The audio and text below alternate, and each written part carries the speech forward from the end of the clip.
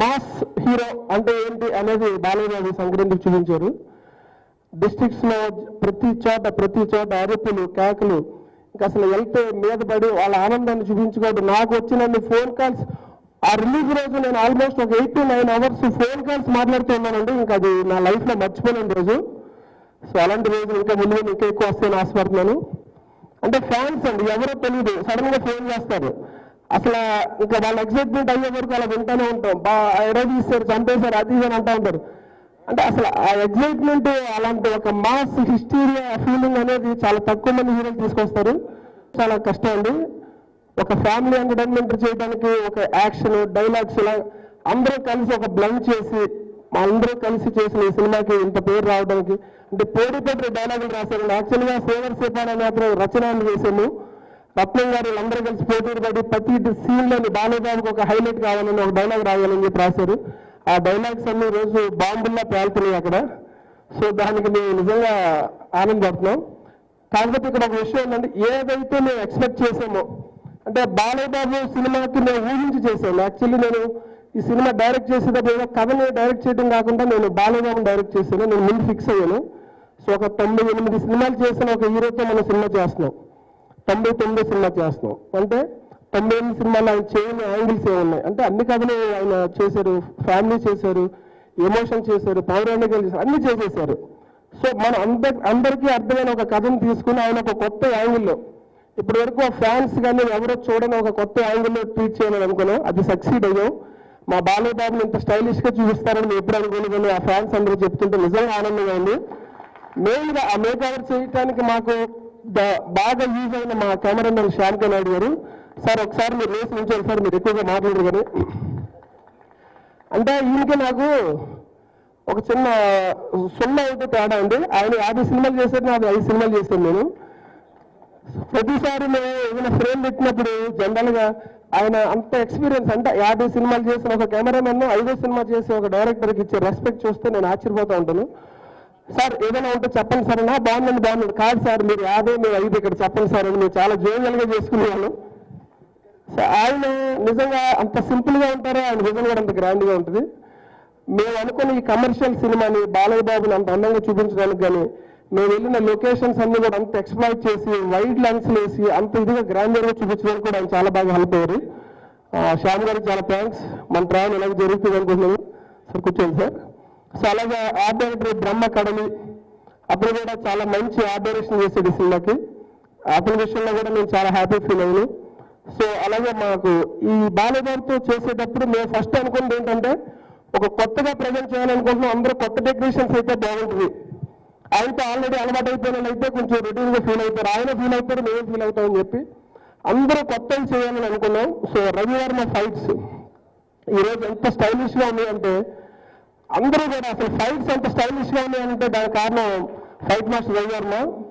ఆయన కూడా చాలా బాగా సింక్ అయ్యారు మాకు. అలాగే మాకు బల్గేరియాలో మాకు కళాయిలో ఒక ఫైట్ మాస్టర్ హాలీవుడ్ సినిమాలు పనిచేసిన ఆయన కూడా మాకు ఒక Balayya introduction, dictator introduction fight చేశారు. ఆయన కూడా చాలా స్టైలిష్గా అసలు ఆ ఫైట్ చూస్తుంటే నేను ఒక చిన్న హాలీవుడ్ ఫైట్ లాగా ఆయన ట్రీట్ చేశారు.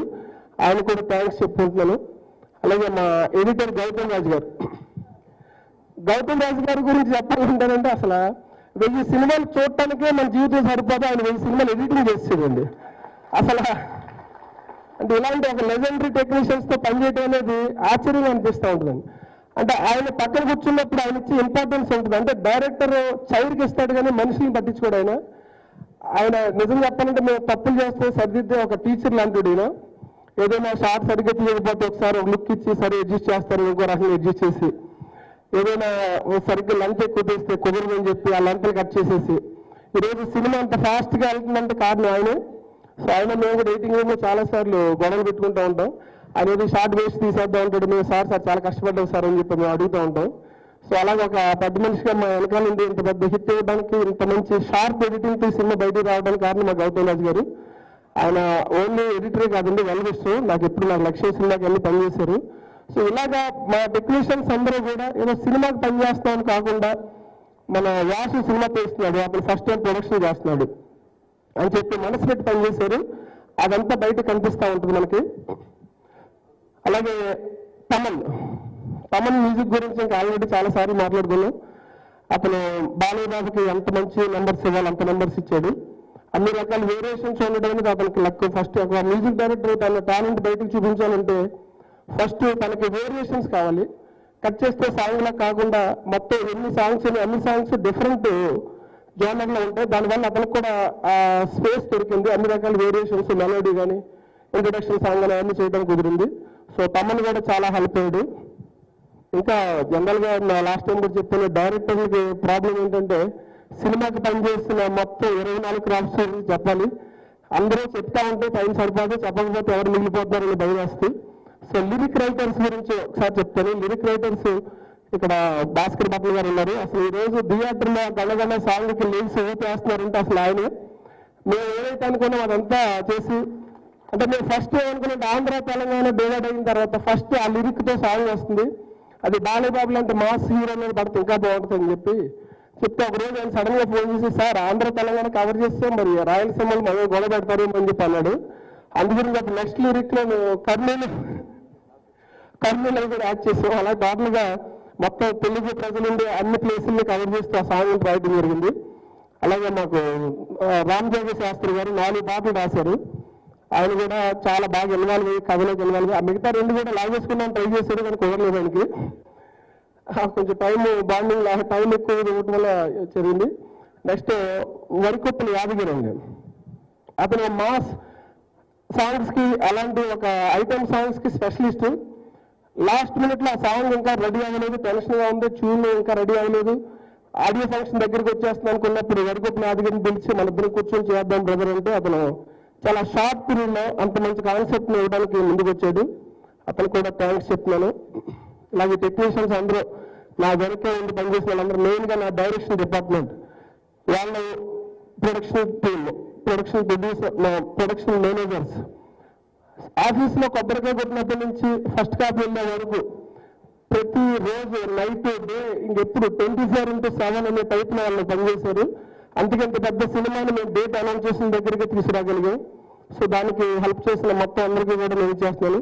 నెక్స్ట్ పర్టికులర్గా ఈ సినిమా పనిచేసిన నేను ప్రొడక్షన్ చేయడానికి నాకు ఉపయోగపడిన విజయ్ అండి. విజయ్ ఈ సినిమాకి ఎగ్జిక్యూటివ్ ప్రొడ్యూసర్గా వ్యవహరించాడు. అతను సురేష్ ప్రొడక్షన్స్ లో చేసినప్పుడు మేము ఇద్దరం బాగా బెస్ట్ ఫ్రెండ్స్. సో ఇంత బ్యానర్ లో పెట్టి ఇలా చేస్తున్నప్పుడు ఎవరో ఒకరు బాగా నమ్మకమైన మనిషి, కావాల్సిన మనిషి కావాలనుకున్నప్పుడు అతను ఉన్నాడు. సో ప్రతి రోజు పక్కనే ఉండి మా ప్రొడక్షన్ ఎక్కడ ఆగకుండా కంటిన్యూస్ గా షూటింగ్ చేసినా కూడా ఎవరికి ఇబ్బంది రాకుండా చేయడం జరిగింది. సో అలాగే మేము అనుకున్న టైంకి Jan 14th రావటం, అందరూ హిట్ కట్టడం ఈరోజు చాలా ఆనందంగా ఉంది. నెక్స్ట్ మీకు ఆర్టిస్టుల గురించి చెప్పాలండి. పీస్ఫుల్ గా ఉండడానికి వాళ్ళిద్దరు పనిచేశారు. అలాగే రతి అగ్నిహోత్రి గారితో ఈ సినిమాకి ఆవిడ మళ్ళీ ఆఫ్టర్ 36 years, అంటే ఒకసారి డెస్టినీ ఎలా ఉంటుంది అనేది నాకు ఆశ్చర్యం వేసింది. 36 years బ్యాక్ బాలయ్యబాబు తోటి ఆవిడ చేసి మళ్ళీ ఇప్పుడు అలా రావడం అనేది చాలా థ్రిల్లింగ్ అనిపించింది. ఆ రోజు వాళ్ళిద్దరూ కలిసి ఐప్యాడ్ లో వీరబంధంగా చరిత్రలో వాళ్ళిద్దరు చేసిన సాంగ్స్ చూసుకుంటుంటే మాకే థ్రిల్లింగ్ అనిపించింది. అని ఒక మాట మాత్రం ఆయనకి వినిపించేలా చెప్పాలి సార్.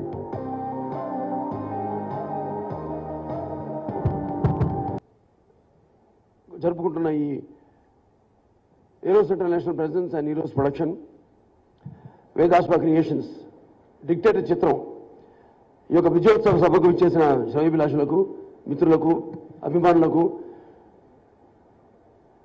అలాగే పాత్రికేయులకు, ప్రింట్ అండ్ ఎలక్ట్రానిక్ మీడియా వారికి, మరియు వేదిక మీద ఉన్న మా captain and owner of the ship writer Srivas గారికి, అలాగే మా హీరోయిన్ సోనా చౌహాన్ గారికి, ఇంకా ఎడిటర్ గౌతమ్ రాజు గారికి, పురాణాలను కళ్ళకి చూపించాలన్నా, చరిత్రను తిరగ రాయాలన్నా,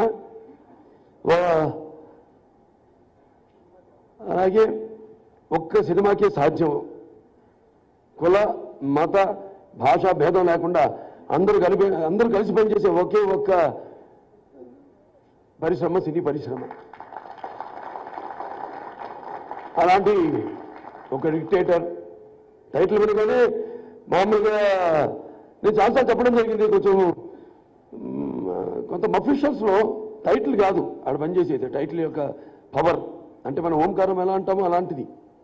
అలాగే ఒక లెజెండ్, అలాగే ఒక డిక్టేటర్. అంటే ఈరోజు నాన్నగారి వర్ధంతి, 20వ వర్ధంతి. మరి నా దృష్టిలో ఒక లెజెండ్ అంటే ద ఓన్లీ వన్ ఎన్టీఆర్. ఎందుకంటే ఎన్టీఆర్ అంటే నేను ఏదో కేవలం అనంతపురం తారక రామారావు నేను అనుకోను. అంటే నటనాలయం, ఆయన ఇల్లే ఒక నటనాలయం. అందులో ఆయన నటరాజ నటసింహుడు. టీ అంటే తారమండలంలోని తారకుడు. ఆర్ అంటే రాజర్షి రారాజు, రాజకీయ దురంధర యుగేంద్రుడు, రమ్య కమనీయ సౌమ్య గురుధాముడు. అందుకే ఆయన అందరి గుండెల్లో నిండుగా మెండుగా ఉండి నేను ఎప్పుడు మీకు అండగా ఉంటానని చెప్పి ఇలా ఈ చలనచిత్ర పరిశ్రమలో ఇలాంటి సినిమాలు చేయడానికి నాకు స్ఫూర్తి ప్రసాదించిన, నాకు ఈ భూమి మీద పుట్టించిన నా తల్లిదండ్రులు. యస్మాత్ పార్థివదేహ ప్రాదుర్భూతుల భగవతి గురుణ సంతుల మాంసే సహస్రం తస్మై సర్వజ్ఞమూర్తే పితరే వాగర్త సంపర్కతో వాగర్త ప్రతిపతే జగత పితర వందే పార్వతీ పరమేశ్వరం. వాళ్ళకి నేను ఎంతో రుణపడున్నాను భగవంతుడికి. సరే, ఇక సినిమాలు చేసుకుంటూ వెళ్తున్నాం. ఒక్కొక్క సినిమా నా సినిమాయే పోటీ అని నేను ఇంతకు ముందు కూడా చెప్పడం జరిగింది. ఈ యొక్క సంక్రాంతి అంటే తెలుగు వారికి విశేషమైన పండుగ సంక్రాంతి. సంక్రాంతి తెలుగు సంస్కృతిని బదిలే స్రవంతి. మరి తుల్లింతల కేరింతలతో, కొత్త అల్లుళ్ళ రాకలతో, అలాగే భోగిమంటల వెచ్చతనాలతో, అలాగే హరిదాసుల కీర్తనలతో, అలాగే ఈ యొక్క గొబ్బెమ్మల ముగ్గులతో, అలాగే గ్రామాల్లో కొత్త ధాన్యపు రాసులతో, మరి కొత్త విందు వినోదాలతో అందరూ కలిసి పెద్ద చిన్నాన్ని తేడా లేకుండా ఆనందంగా జరుపుకునే పండుగ సంక్రాంతి. మరి అటువంటి సంక్రాంతి మరింకా ఎన్నో వినూత్న కాంతులను ప్రసాదించాలని ఆ ధనధాన్య లక్ష్మిని అందరికీ సిరి సంపదల్ని సుఖ సంతోషాల్ని ప్రసాదించాలని మనస్ఫూర్తిగా కోరుకుంటూ, మేము చేసిన ఈ చిత్రం ఆ రోజు విడుదలై నేను చెప్పిన వీటన్నిటితో పాటు ఆ సంబరాలతో పాటు ఈ యొక్క చిత్ర సంబరాన్ని కూడా వాళ్ళు ఉగాది కానుకగా తీసుకుని దాన్ని ఇంత విజయవంతం చేసినందుకు నా తెలుగు ప్రజానికానికే కాదు, మొత్తం ఇవాళ భారతదేశమే మాట్లాడుకుంటుంది ఈ సినిమా గురించి. అంటే మన తెలుగు వాళ్ళు ఎంతమంది ఉన్నారు? సుమారుగా భాష మాట్లాడే జనాభా ప్రకారం చూస్తే వాళ్ళ 15 కోట్ల మంది ఉన్నాం తెలుగు వాళ్ళం. ఆంధ్ర తెలంగాణ 7 కోట్లు, అలాగే అక్కడ తమిళనాడు చూసుకుంటే 2,80,00,000, కర్ణాటకలో చూసుకుంటే 1,70,00,000, మహారాష్ట్రలో 1 కోటికి పైనే, మరి ఇక్కడ ఛత్తీస్గఢ్ ఒరిస్సా చూసుకుంటే 60 లక్షల పైన, ఇక మొత్తం ప్రపంచం యావత్తు చూసుకుంటే అక్కడ ఇక్కడ మన ఎన్ఆర్ఎస్ తెలుగు వాళ్ళంతా కలిపి 15 కోట్ల మంది ఉన్నాం ఇవాళ. అది మన తెలుగు భాష. తెలుగు ఎన్న దేశము తెలుగు ఏను తెలుగు వల్లకుండా తెలుగు కండ ఎల్ల నిపులు కొలువ భాషాడి దేశ భాషలందు తెలుగు లెస్స. సరే, అటువంటి రామారావు గారు మరి ఆయన ఈ ఎప్పుడు నాకు గురువైన తండ్రైన తండ్రి కంటే ఎక్కువ గురువైన నాకు దైవమైన తారక రామారావు గారే. అలాగే ఈ యొక్క డిక్టేటర్ టైటిల్ గురించి పెట్టిన దగ్గర నుంచి టెన్షన్ ఏమి పడలేదు. నేను ఒకటే చెప్పాను శ్రీనివాస్ గారితో, టైటిల్ పెట్టామని జాగ్రత్తగా చూసుకుందాం సినిమా అన్నాను, అంతే. అంతకు మించి నేనేం మాట్లాడలేదు. ఎందుకంటే ఆయన నా దగ్గరికి వచ్చినప్పటి నుంచి చూశాను ఆయన ఒక తపన, ఏదో మంచి సినిమా చెయ్యాలి ఒక తపన. ఎప్పుడు అన్ని తానే అన్నిట్లో కూడా ఇన్వాల్వ్ అవుతూ, అది నేను ఆ టైపే కొంచెం. So birds of the same feather flock together అంటారు. అంటే అలాగా ఇది దైవ సంకల్పం, కలిసాం. నాకు ఆయనలో ఉన్న తపన, ఆ హుషారు నాకు నచ్చింది. ఇప్పుడు డల్గా ఉండే మనిషి అసలు పడదు నాకు, మాలాగే ఉండాలని కోరుకుంటాం మేము అందరం. అలాంటి ఆయన రావడం, వెంటనే చేద్దామని చెప్పడం, వెంటనే ఆయనకి లేదు జాగ్రత్త చేయాలి, ఏ కొంచెం తేడా వచ్చినా మళ్ళీ నా కోపం గురించి తెలుసు అంటే పర్ఫెక్షన్, అది పర్ఫెక్షనిస్ట్. అటు క్రమశిక్షణలో కానీ, లేకపోతే ఇటు వేరే ఆర్టిస్ట్కి మర్యాద విషయంలో కానీ, అటువంటిది ఆయన మామూలు ప్రొడ్యూసర్లు తట్టుకోలేరు అని ఆయనే హీరోస్ మన దగ్గర అప్రోచ్ అవ్వడం, నా దగ్గరికి వచ్చే హీరోస్ అంటే బ్రహ్మాండం. అది మంచి లక్కీ బ్యానర్ కూడా, అద్భుతమైన సినిమాలు తీశారు. మన హిందీలో రిలీజ్ అయింది ఏదది మస్తాని, బాజీరావు మస్తాని. అలాగే ఇప్పుడు ఎన్నో సునీల్ ఉల్లా గారు, అలాగే చుట్టూ గారు ఎంతోమంది ఉన్నారు. వాళ్ళందరూ కూడా వెంటనే ఈ ఓకే చేయడం, దీన్ని నిర్మించడం సినిమాని చాలా సంతోషంగా ఉంది. ఒక మంచి సంస్థ ఇవాళ మొట్టమొదటిసారి తెలుగులో ఈ ప్రయత్నం చేయడం, అది సక్సెస్ కావడం చాలా సంతోషంగా ఉంది. వాళ్ళు కూడా ఈ సందర్భంగా నా కృతజ్ఞతలు తెలియజేసుకుంటున్నాను.